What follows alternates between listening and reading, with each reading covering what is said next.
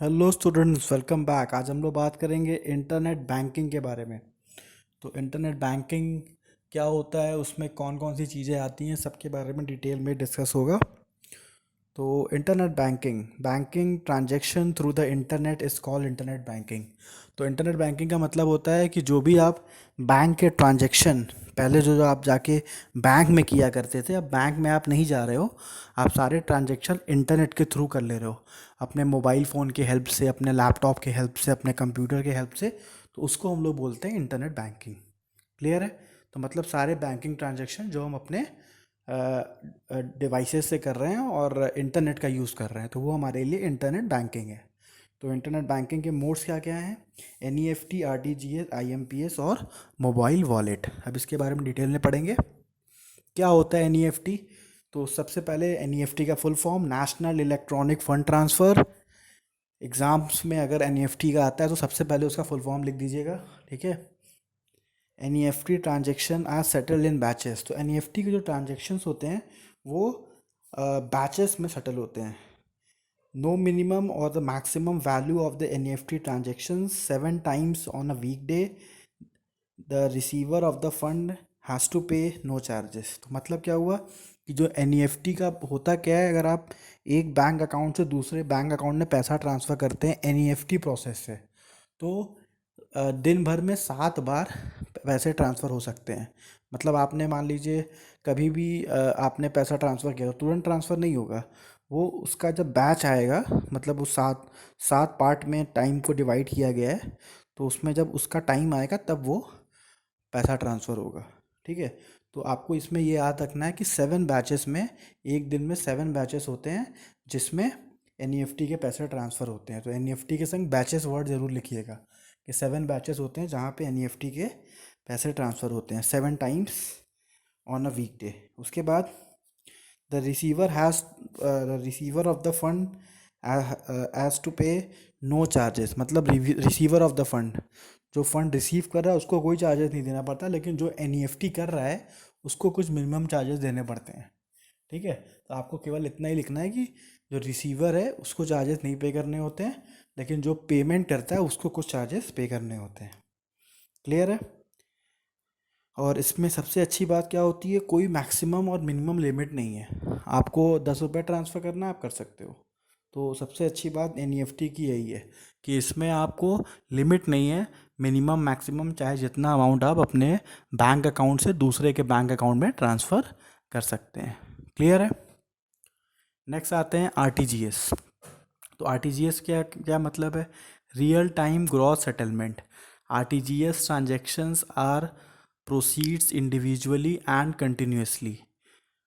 Minimum value is 2 lakh. No limit on the number of the transfer during the day. The transfer is final and इनरिकवरेबल।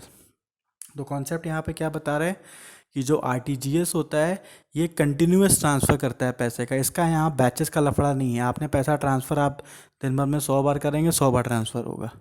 ठीक है? तो यहाँ पे batches का कुछ नहीं है। हाँ, बस खाली कंडीशन ये है कि 2 लाख से कम अगर आप ट्रांसफ़र करने जा रहे हैं, 2 लाख से कम, तो फिर वो ट्रांसफ़र नहीं होगा। 2 लाख या 2 लाख से ज़्यादा पैसा आप आरटीजीएस के मोड से ट्रांसफ़र कर सकते हैं। और इसमें और अच्छी बात क्या है कि आप जो भी पैसा ट्रांसफ़र करते हो ये ज़्यादा जल्दी पहुंच जाता है। अगर आप निफ्ट से कंपेयर करोगे तो उसमें जल्दी पहुंच जाता है। क्यों? क्योंकि यहाँ पे बैचेस का लफड़ा नहीं है। 30 मिनट्स के अंदर आप देखोगे पैसे अकाउंट में ट्रांसफ़र हो जाते हैं, मैक्सिमम 30 मिनट्स। उसके बाद transfer of fund is final and irrecoverable. मतलब एक बार अगर आपने पैसा ट्रांसफ़र कर दिया तो वो फाइनली ट्रांसफ़र हो चुका होता है, आपके पैसे वापस नहीं आते हैं। ठीक है? तो ये हो गया आरटीजीएस। ये भी आपका ऑनलाइन मोड ऑफ ट्रांजैक्शन है। ये आप लोग अपने मोबाइल से भी कर सकते हैं, स्मार्टफोन से भी कर सकते हैं। बस आपको लॉगिन करना होता है अपने इंटरनेट बैंकिंग पे और आप ये कर सकते हैं, एनईएफटी भी और आरटीजीएस भी। तो सारे जो हम लोग मोड्स पढ़ेंगे वो सब हम अपने डिवाइस से कर सकते हैं। ठीक है? चाहे वो लैपटॉप हो, चाहे वो मोबाइल हो, चाहे वो कंप्यूटर हो, और इंटरनेट का तो यूज़ होगा ही। नेक्स्ट आते हैं आईएमपीएस। ये थोड़ा एडवांस है। IMPS, immediate mobile payment services.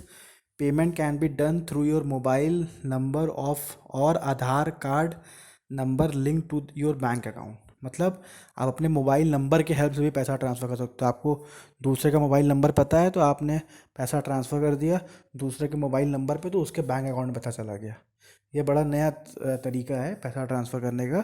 यहाँ पे हमको दूसरे का अकाउंट नंबर मांगने की ज़रूरत नहीं होती है, हम दूसरे का मोबाइल नंबर मांगते हैं। जैसे गूगल पे आप देखोगे तो उसमें क्या है, ये आईएमपीएस जैसा है लेकिन ये आईएमपीएस है नहीं, ठीक है। तो बेसिकली आईएमपीएस में होता क्या है, आप सामने वाले का अकाउंट नंबर मांग लिए, सॉरी आप सामने वाले का आपने मोबाइल नंबर मांग लिया तो आप पैसा ट्रांसफ़र कर सकते हैं।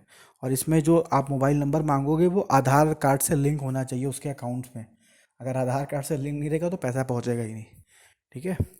उसके बाद है, कब स्टार्ट हुआ था, 2010 में स्टार्ट हुआ था।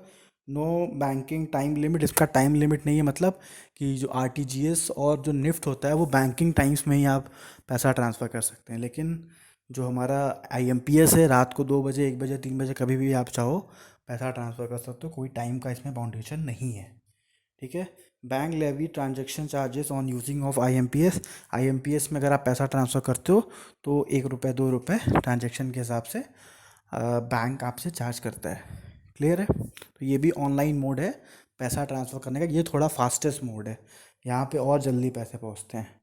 आपने इधर ट्रांसफ़र किया विद इन अ सेकेंड दूसरे के अकाउंट में तुरंत पैसा चला जाता है। नेक्स्ट आते हैं मोबाइल वॉलेट। मोबाइल वॉलेट बहुत फेमस चल रहा है इस समय। जैसे आप देखते हो गूगल पे, उसके बाद पेटीएम, मोबाइल पे, ये सब मोबाइल वॉलेट का ही एग्जांपल है। इसको हम इलेक्ट्रॉनिक वॉलेट भी कहते हैं। E wallet needs to linked with the individual bank account to make payment. तो होता क्या है, अगर आपने गूगल पे या फिर पेटीएम आपने यूज़ किया होगा तो उसमें होता क्या है, आपके गूगल पे को वो लिंक कर देते हैं आपके बैंक अकाउंट से। फिर जो पैसा आप ट्रांसफ़र करते हो बस आप पासवर्ड लिखते हो, अमाउंट लिखते हो, और किसको पैसा ट्रांसफ़र करना है उसका अकाउंट नंबर या फिर मोबाइल नंबर भी लिख दोगे तो पैसा ट्रांसफ़र हो जाता है, ठीक है। तो पासवर्ड से प्रोटेक्टेड होता है। E wallet user needs to install the software on the device. हाँ, सॉफ्टवेयर आपको इंस्टॉल करना पड़ेगा। जो भी वॉलेट आप यूज़ कर रहे हो, आप पेटीएम यूज़ कर रहे हो, आप गूगल पे यूज़ कर रहे हो, आप जो भी यूज़ कर रहे हो वो सॉफ्टवेयर आपको इंस्टॉल करना पड़ेगा। और ई वॉलेट जो होता है वो कस्टमर के लिए फ्री होता है, आपके लिए कोई चार्जेस अभी नहीं रखा गया है। अगर आप पेटीएम से पैसा ट्रांसफ़र कर रहे हो या फिर आप गूगल पे से पैसा ट्रांसफ़र कर रहे हो तो ये लोग आपसे चार्जेस नहीं लेते। आपके बैंक अकाउंट से लिंक होता है उनका सॉफ्टवेयर जिसको हम ई वॉलेट बोलते हैं, और आपके अकाउंट से दूसरे अकाउंट में तुरंत पैसे ट्रांसफ़र हो जाते हैं। तो इसमें भी स्पीड बहुत तेज़ होती है, विद इन अ सेकेंड आप पैसा कहीं भी भेज सकते हो। और दूसरी सबसे अच्छी बात है कि यहाँ पे टाइम लिमिट नहीं है कि आपको टाइम का बाउंडेशन है कि आप बैंकिंग टाइम में ही भेजिए, तो ऐसा कुछ नहीं है। चाहे हॉलीडे हो चाहे कभी भी आप पैसा ट्रांसफ़र कर सकते हो। थैंक यू स्टूडेंट्स, हमारे चैनल को सब्सक्राइब करिए और आप हमारे प्लेलिस्ट को देखिए, हमारे पास बहुत सारे कंटेंट्स आपके लिए हैं। Thank you.